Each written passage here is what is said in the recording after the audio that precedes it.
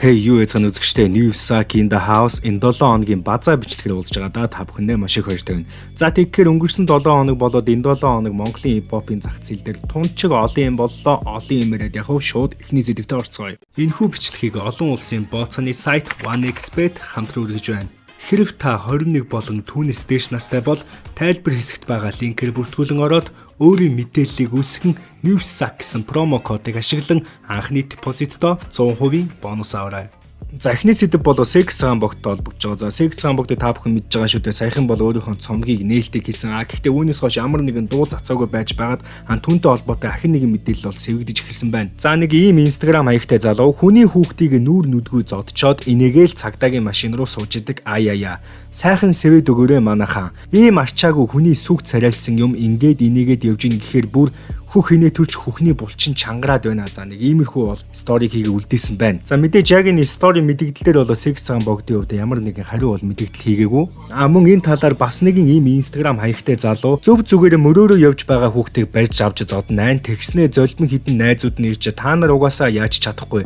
Том артааштай гэж саагж за айлаа ёстой мундгал юм байна. 90 сүг ухаантай бол 6 долуулаа нэг хүн зоддгоо маа. Нэгээрээ шаачахгүй тэгсэн бол чамд алганы амт үзүүлэхгүй юу хаа. Би зодуулаагүй хүмүүсээ манай дүүг зодсон байгаа муу хялар байна. Та нар гэхдээ бас үнэн хүний муу дуртай байгаа шүү. Нүрийг чинь харъя гэд унтуулахгүй маа писта. За нэг иймэрхүү мэдээлэл хийсэн байна. За мэдээж энэ мэдээллүүдээс харахад бол яг юу болоод өнгөрсөн ерөнхийдөө бол та бүхэнд тодорхой ойлгомжтой байгаа хаа. Тэгээд Sex Sambogтой иймэрхүү мэдээлэл бол өнгөрсөн 7 хоног цацагцсан. За бичлэгний дараагийн сэдвээр бол ойрын үед онцлохгүй байхын аргагүй үйл явдал бол яхахгүй гинжин болон Mrs Amy энэ мөч хэмээх тоглолт байгаа. За тоглолтын зохион байгуулагчдын зүгээс энэ 7 хоногт бол хэвлэлийн баг хурлыг зарласан. За тэгээд мөн үргэлжлүүлээд бас Skytel-ийн террасан дээр бас live sound live season хийсэн байгаа. За тэгээд яг энэ хэвлэлийн баг хурал дээр яг гол юу ирж байгаа. За хэдүүлээ яг тэрийг үзцгээе. Ямар ч байсан бэлтгэлийг бол өдөр болгон алдахгүй хийж байгаа. Тэгээ уран бүтээлүүдэд давхар бас хийж байгаа. Тэгээд ер нь лайв гэдэг утгаараа ерөөхдөө бүх дуугаа амьдаар дуулна. Дээрээс нь бас бидний тоглолтын нэг онцлог бол одоо дэлхийдээ мөр зэрэгцүүлж auto tune гэдэг одоо өнг янзлдаг эффект үүдэг. Тэрийг шууд лайваар бит хоёр тайзан дээрээс auto tune-тэй бас зарим тал дуугаа тэгж дуулах болно. Одоо Travis Scott ч юм уу те гадны одоо алдартай рэпер Post Malone тэр энэ бүгд дандаа auto tune-тэй дуулдаг байгаа. Тэгээд auto tune-тэй бид нэр бас дуунуудаа дуулна. Энэ бүх дуунууд 100% амлаа явна.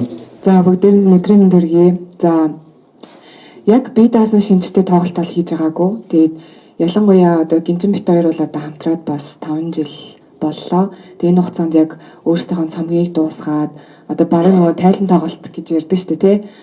Тим маягийн одоо өөрсдийнхөө дөвөөл одоо энэ хамтрагчтайгаа хамтдаа хийж байгаа хамгийн анхны том тоглолт гэдгээрээ маш бас онцлог байгаа.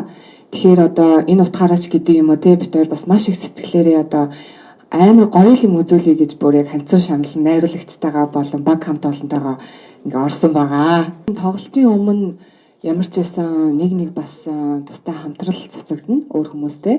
Тэгээд бас хоорондоо хамтарсан гинжинтэй хамт бол бас 1-2 дуу цацагдана. Тэгээд сая бол бас миний нэг соло шин дуу цацагдсан байгаа. Тэгээд ер нь бол тухайн үедээ бас тоглолт руугаа чиглэсэн дуунуудыг бас одоо ч хийсээр явнаа. За мөн энэ мөч хэмээх тоглолтын дээр та бүхэн анзаарсан бол Монголын өмнөх тоглолтуудаас ялгаатай нь бол fan zone хэмээх худалдаалагдж байгаа. За энэ нь яг ямар ач холбогдолтой юм бэ? За энэ талаар бол Mrs M-ийг товчхон мэдээллийг бол хүргэсэн байгаа. Fan zone ticket мэдээлэл өгөөч. За fan zone ticket бол 200 мянгаар зарагдаж байгаа. Нэг дээр нэмэх нэг буюу чи fan zone ticket-ийг аваад нэг найзаа оруулнаа гэсэн дагуулж авч орж болно гэсэн. Тэгээд юугаар ялгаатай юм бэ гэхлээр өөрийн гэсэн одоо тайзтайгаа тулж үзэх зорилттой. Тэгээд тийм талбайтай. Тэр дотроо ингээд одоо өөрийн гэсэн уух юм худалдаж авах зорилтын тэктэй. Тэгээ 0 нь VIP-ийн 0 руу бас орох боломжтой. Тийм байгаа шүү.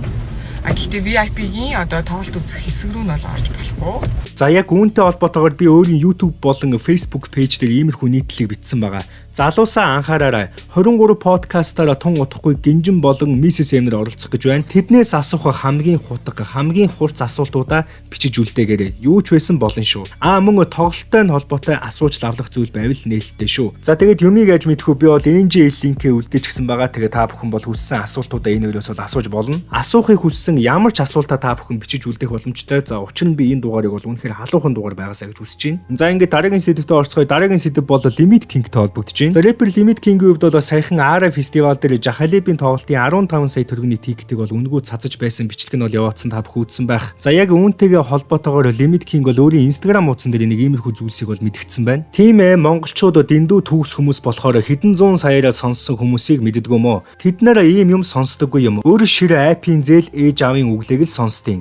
Энэ views болоо та нарын хувьд хинч биш өста гэж дүгнэхээр үзэлтэн бол мань митийг аргагүй ингэж дуудах нь. Монгол дуучид нь хүртэл хідэн төгрөгөөр тоглолтоо зарж байж өста урдуур хойгоор гай болоод байгаа шүү. Айтаахан л байгаарай. Машинтай найзыгаа ямар ч зардлгүй дуулж байгаа газар явж очиод үнгүү үзэх хүмүүс шүү. Монгол артистууд бол үнэнг нь хэлээ. Эцсийн үр дүнч гэсэн адилхан урлагийн нэртэй уран бүтээлчид амьдрал нь дээшлээд дивжээд байгаа юм байна уу тоглолт хийгээд хип хоп зах зээл чинь тэгээд хөгжиж байна уу? Хөдөлмөрөө хүнд шулуулад амьдраад л байх уу? За нэг иймэрхүү мэдээлэл бол хийсэн байна. За мэдээж энэ нэлээд ууртай мэдээллийн үеэр бол Монгол дуучид нь хүртэл хэдэн төгрөгөөр тоглолтоо зарж байж урдуур хойгоор гай болоод байгаа. Тэг хамгийн онцлог мэдээлэл бас нэг иймэрхүү байсан. За яагаад гэх юм бол за энэ жил тоглолтоо зарж хийж байгаа одоо маш олон уран бүтээлчид байгаа шүү дээ. Тэгээд яг алийг нь чилээд байгаа те. Ерөнхийдөө бол бас нэг иймэрхүү нууцхан биф бас үзэгчдээс энэ далд нүднийс далд бас ерөнхийдөө яваад байгаа нь бол ойлгомжтой байна. Яг одоогийн байдлаар энэ зуны шоу тоглолтууд жинхэнэ алаан болох гэж байна. Тун удахгүй жинхэнэ Монголын зах зээл дээр хипхопын гал дүрлцэх гэж байна. Хин нь хин бэ гэдгийг үзэх гэж байна хүмүүсээ. За яг хөө энэ харин миний харж байгаа өнцгөр ямар нэгэн уран бүтээл дууны биф бол ерөөсөө биш. Энэ бол Монголын хипхоп, Монголын мөнгө, Монголын зах зээлийн өрсөлдөөнийг бол харуулж байна. За яг энэ сэдвтэ уялдаад шууд дараагийн сэдв рүүгээ шилжихэд энэ 100 тоглолтоо хийн хэмээн мэдээлэл хийгээд байсан iStop хамтлагийн Ice Cool ахын нэг хэдэн сарын өмнө иймэрхүү бичлэг яваад байсан шүү дээ. За яг энэ бичлэг дээр нь Iceman ах бол нэг иймэрхүү мэдээлэл хийсэн байх шүү. Өөрлөө яг хамтдаа юу ярьсан бэ? Нөгөө сайн мэддэг учраас цогтчих дээ. Мэдгүй. Чи цогтож үзсэн үү маргааш нь сандгүй. Үзлгүй. Хараа. Яг тийм л юм болж байгаа байхгүй юу? Ер нь бол тий өөрөө тэрийг ажигсан маргааш тэнд комент бичиж байгаа хүмүүсийн баг 90% нь бол тийм зүйлийг үзсэн байна. Харамсаал тий би тэгсэн үү одоо яана одоо өнгөрсөн гэл цаа чи өөрөө за өөрөглөө би тэгээд одоо тэгвэл наас мэддэгдэл яах ёстой юм бэ ингээд ямар чээс одоо олон долоо ямарч худлаа ямарж байгаа тэгсэн үнэ ингээд уучлаарай гэдэг ямар ч хэлэх ёстой. Тэгээд одоо хэлэл очив. Одоо тэг хайрхан маш бол яг нөгөө муу нэрийг хосож ярилахгүй гэж эдгээр нөгөө тамгаалаа та виз гэж л ойлгоол хүмүүс бичиж байгаа л да. Тийм. Согтцсон. Тэгээ уцаар ярьсан байна. Оргилах одоо нэрээ тоглолт болох гээд байгаа. Тэрийг бас хэлчихэ. Тоглолт болох гээд байгаа. Оргилах байх уу? Ойлгүй. Яг тэрнээс ч юм бол оргилах ч одоо бас өөртөө нөгөө дүгнэлт хүн өөр шүү дээ. Бас зүгээр нэг энгийн хүн байдлаа iStop яахлагч юм гэж байх тийм шүү дээ. Тийм. Би бол тэгж боддог. Тийм найз маань бол яг огцом шийд гаргадаг. Тэгтээ тэр шийдэндээ маш нухацтай ханддаг. Тийм одоо оргилын бясалгалын үе явж байгаа. За ямар ч сан тэгээ тун удахгүй бол iStop хамтлагийн өөрсдийнхөө тоглолтыг 9 сард тоглох ерөнхийдөө бол сураг ажиг гарч байсан. Тэгээд энэ зуны шоу тоглолтууд бол үнэхээр одоо жинхэнэ алаан эхэлж байна те. Монголын хипхопын зах зээлийн бужигнаан жинхнээс эхэлж байна. Энэ бол жинхэнэ мөнгөн дээр яг хинэн шатах вэ, хинэн дүүрэх вэ гэдэг өрсөлдөөн явна үзэгчтэй. За тэгээд Монголын хипхопын жинхэнэ зах зээлийн өрсөлдөөн бол 2-7 хоногийн дараанаас эхлэх гэж байна. Тэгээд миний энэ удаагийн бичлэгтээ хамт байсан та бүхэнд маш их баярлалаа. Subscribe дарахаа бүү мартаарай. Suck out. Баярлалаа үзэгчтэй.